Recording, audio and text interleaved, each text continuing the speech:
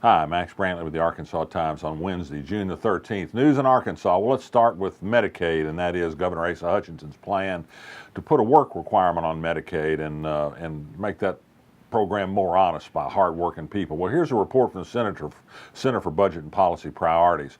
As of June 1st, the new work rules were in effect, and the first group of 11,000 people who have to comply with it and have to comply online reporting about whether they're working or not. Only 4,000 of 11,000 people covered were able to report online about what their status was. Now, we don't know if those 7,000 didn't report because they weren't working or they just couldn't figure out how to work their computer. The center says that Arkansas's computer rules are the harshest in the country, in a state that's the second highest and lacking internet connectivity. Some of the people who can get on the internet can do it with mobile phones, which don't work well with the state's website. The website's hard to fill out, very ticky. This is a terrible rule.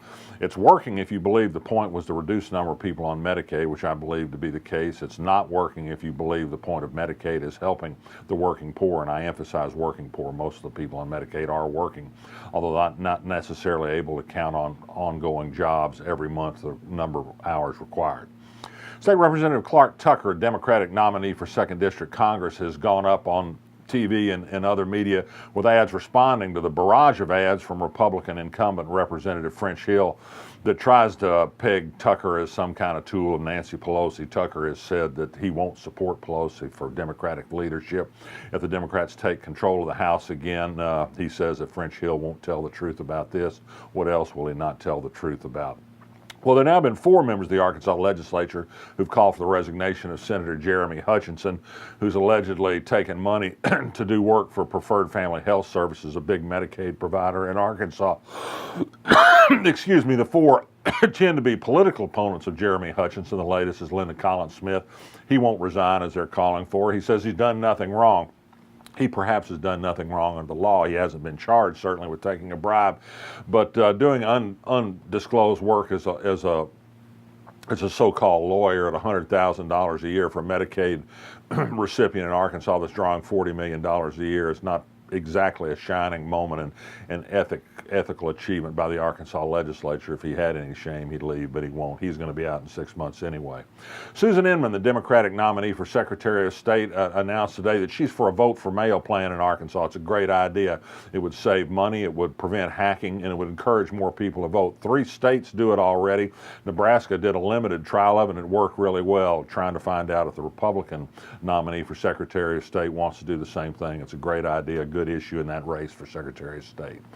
News from KRK today, an interesting story out of Glenwood. It's a little church story, but it illustrates a split in the Methodist Church.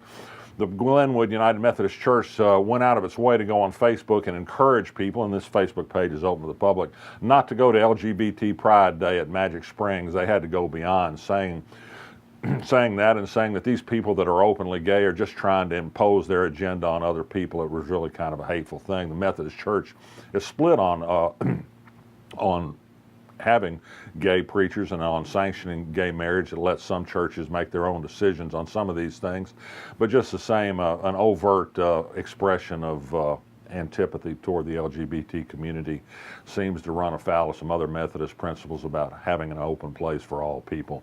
Isn't there a golden rule? I think there is. And speaking of gay rights, Attorney General Leslie Rutledge today announced that she was going yet again outside the state to participate in a lawsuit. This one out of Missouri. It's an employment Title VII case, so-called. She didn't really tell the facts. What she's really doing here is defending the right of a Missouri company to refuse to hire someone it agreed to hire after it found out he was gay. This is outright discrimination. There are a couple of circuit courts in the U.S. that said this is not allowed under the law. Rutledge hopes to get the law established in the 8th Circuit that you can discriminate against gay people. That's what she wants. She hopes eventually to persuade the U.S. Supreme Court to do the same thing. And also on the discrimination front, perhaps, the Hot Springs city manager, David Frasher, resigned yesterday under pressure from the city board. He'd had a little run-in his neighborhood about a week or so ago. He yelled at a black family leaving his private gated community's pool, saying, "You don't live here." Well, he was wrong. Perhaps he made an assumption on skin color, perhaps who knows what. But that black family actually did live in the community. In fact, he was a number 2 official in the local school district. Frasher said he tried to apologize. Apparently his apology wasn't accepted, and now he's no longer city manager at Hot Springs. Turns out he was hired there having had an employment controversy in Oregon where he'd worked previously that also had a racial underpinning. Well, what goes around comes back around again sometimes. Keep resisting. I'm Max Brantley. I'll be back tomorrow.